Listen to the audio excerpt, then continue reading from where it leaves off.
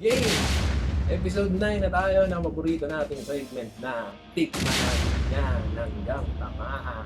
Yes! So sa episode natin na to, ang kasama natin is walang iba kundi si Primera Light. Yan. Yan siya. So panibagong laklakan portion na naman ito. Tikman na alak. Tignan natin kung anong meron tong si Primera Light para sa mga ibang nainom na natin sa mga unang episode natin. Pero bago nga pala yan, gusto ko munang i-shout out yung binilang ko nitong masarap nating pulutan. Kung namimiss nyo, napapansin nyo na wala na masyado nabibilan ng sebo. Sebo yung mga taba-taba ng baka, yung parang yung chicharon. Yun, nakita na ako saan tayo makakabili niyan ng maramihan. Para hindi na tayo naghahanap sa kalye, di ba? Wow! Kagaya niya, kunyari may inuman tayo, gusto natin na masarap na pulutan. Kapag may stock ka nitong sebo, sigurado namang masarap talaga magiging pulutan mo. Ito siya. Shoutout natin yung Mary Joy na tindahan itong masarap na sebo at chicharon. Located sila sa 155 Herrera Street, Marulas, Valenzuela. So kung gusto nyo umorder nitong sebo na sigurado namang miss nyo na nakainin, dun lang kayo pumunta sa 155 Herrera Street, Marulas, Valenzuela. Sure. Pakita natin yung sample. Ito, di ba? Ayan. Di ba? Sebo. Paborito natin. Di ba? Pero ingat sa pagkain din yan, ha? Lalo na kung high blood kayo. Isa muna natin sa sa pulutan ngayon. Ibahin naman natin.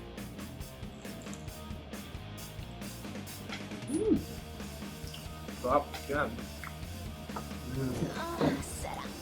Isang kilo yung binili ko. Pero konti lang iniluto ko kasi magandang hinay-hinay lang. Tsaka tipirin natin para sa mga susunod na inuman.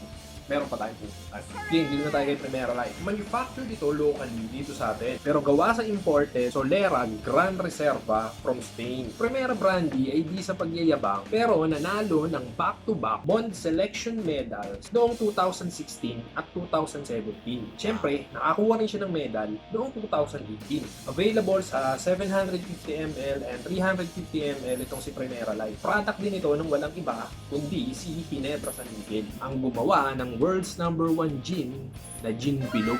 Para din ito sa mga major supermarkets natin and convenience store, maging sa mga groceries, tsaka sa mga sari-sari store. 55 proof liquor made with fine imported ingredients, especially blended niya with Solera, Gran, concentrate from Spain, gaya ng sabi ko kanina. Lahat to nakapaloob dito kay Primera Light. Talaga namang pinagmamalaki din nila na pang chill inuman session with barkada and loved ones. Dahil nga sa flavorful aroma, smooth throat free, and exceptional taste nga daw. Sinasuggest din nila ang iba pang mga way para ma-enjoy itong si Primera Brandy. Di lang sa kagaya ng trip natin na on the rocks is light. You can try it din daw with ice and lemon peel para ma-experience mo ang kakaibang flavor and combination. Yung iba naman nilalagyan ng chopped fruit, orange juice, wine and peach juice, then good to go na. At dahil hindi nga ganun ang trip ko at on the rocks is light tayo, syempre stay tayo dun sa kung anong trip natin gawin. So on the rocks pa rin tayo for today's video.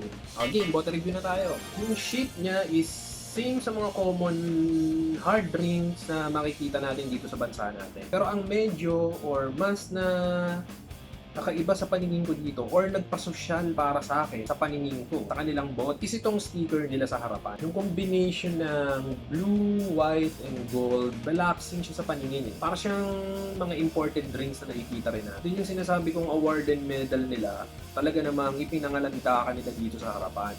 Ito yung dalawang tinutukoy ko kaninang award na nakuha nila. Diba? Bilang bida. So overall, para sa akin, maganda yung bote nila. Lahat naman ng bote, siyempre maganda sa akin. Pero yung is color blue and golden. Ito siya. Maganda pa rin yung mixing and yung choice of color nila dito. So ano pang hinihintay natin? Siyempre titikman na natin itong Primera Light Brandy. Open ko na.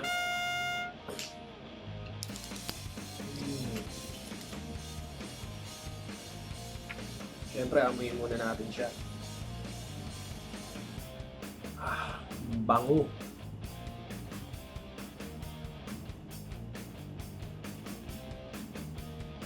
Mabango siya, amoy parang mga pinaghalo-halong prutas. Yun yung pang-amoy ko sa kanya. Ang smooth nung amoy niya. Sige, tikman natin.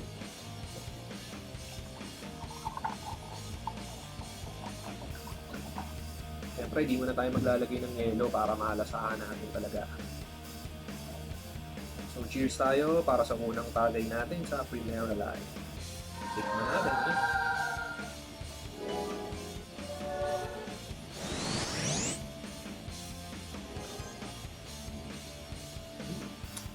Sarap. Pa.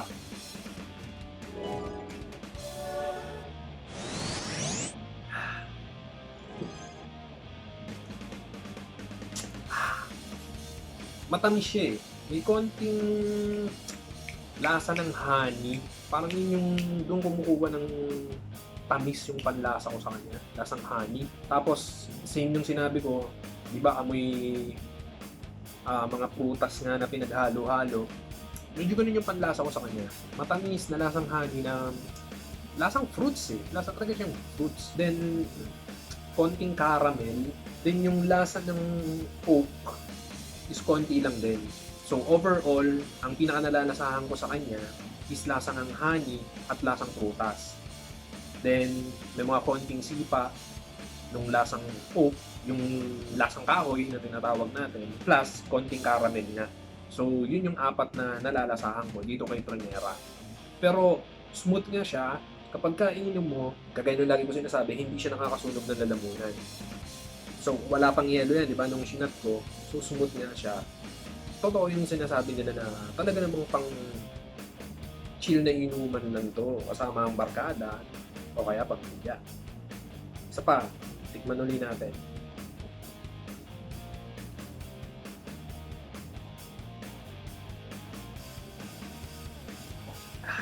Gusto na.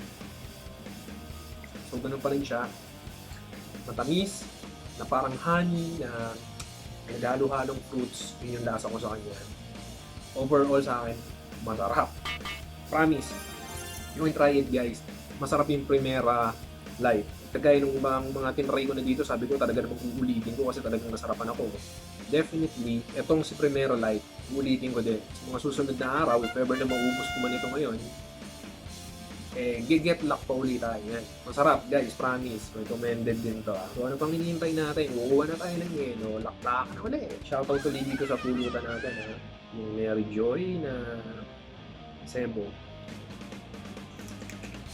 Yung mga ibang nanonood sa atin, kapag may mga request kayo na alak na gusto nyo i-feature natin dito sa segment natin na to, leave lang kayo ng comment sa comment section natin, mapa Facebook or mapa YouTube. Then huwag nyo rin kakalimutan na mag-subscribe sa atin sa YouTube at sa Facebook para updated kayo lagi sa mga video natin.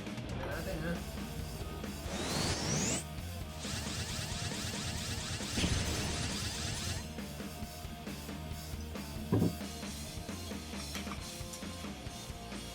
Cheers!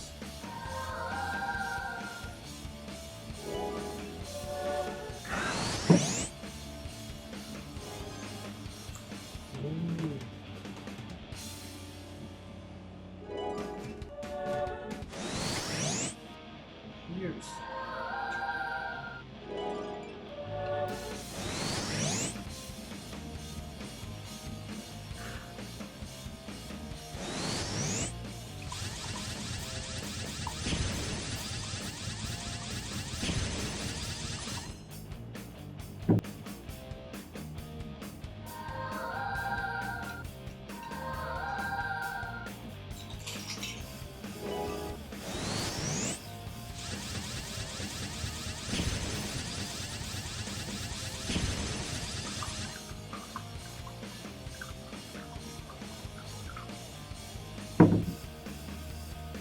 Kalahati agad. Sarap kasi.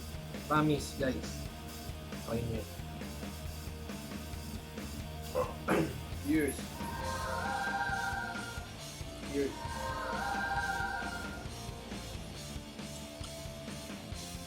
Cheers.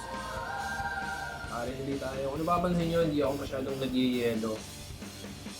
Isang beses lang pala ako kumuha ng yelo, no? Kung napapansin nyo, hindi ako masyadong nag-yelo.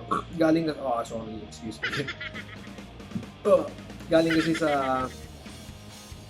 di ba yan, DJ. Galing kasi sa ref na talaga to. Isang araw ko pa siya binili. Hinintay ko talaga yung araw na to para mag-shoot tayo ng panibagong episode natin dito. Saka ako siya inumin. So, malamig talaga siya. Kahit hindi nga mag-yelo eh, masarap. Sabihin natin.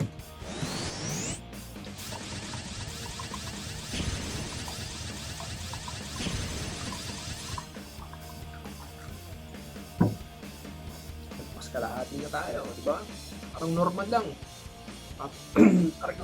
Bukod sa dighay ng dighay, parang wala pa, di ba? Parang nag-uumpisa pa lang tayo. Sobrang pang chill nga talaga tong si Chimera, guys. Para sa mga magkakatropa dyan na gusto ng mahabang inuman, more than kuntuhan, panahalo to. Yes ulit. Sarap. Parehas masarap. Ang ganda ng combination. Primera, tapos yung Cebu. Panahalo ng episode na to. Yes ulit.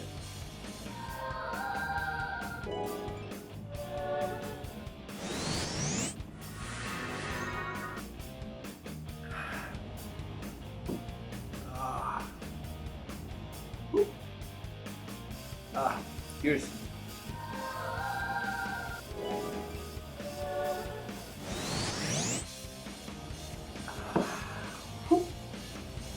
Ah. Ah.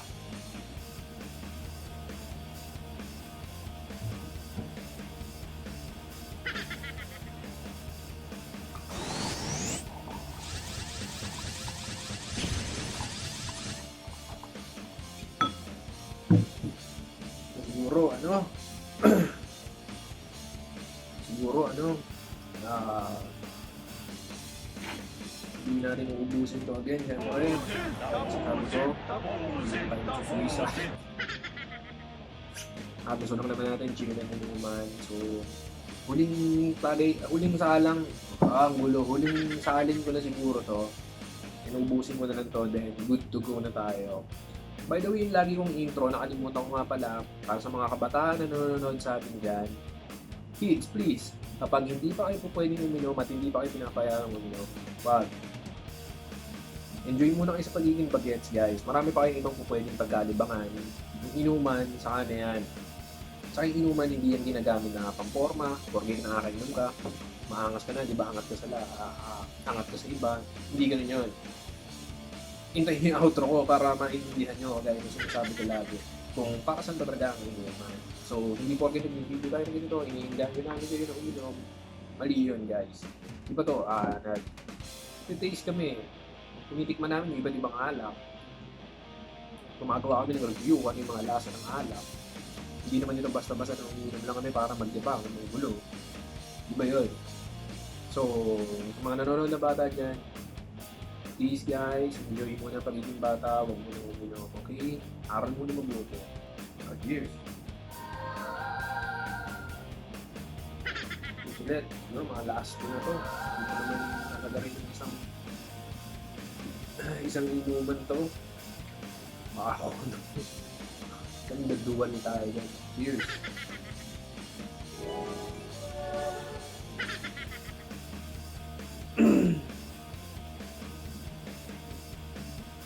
So, yun na lang. So, yun na lang guys. Last tagay na nagawa natin. Last tagay na pala talaga natin ito. So, na rin naman tayo. Importante, nakasama ko ulit kayo ngayon sa bago nating episode na to. So, bagong huling tagay, laging tandaan, ang inuman ay hindi palakasan. Oras ito ng bonding, pag-relax, at tamang kwentuhan. Alak, ilalagay ko dyan, at di ginagamit, pampalakas ang loob, sa paggawa ng mga agaguhan. At puro angas at maging responsable manginginom. Huling tagay para sa episode natin ng, Primera Light Brandy. Salamat sa inyo guys. Cheers ulit.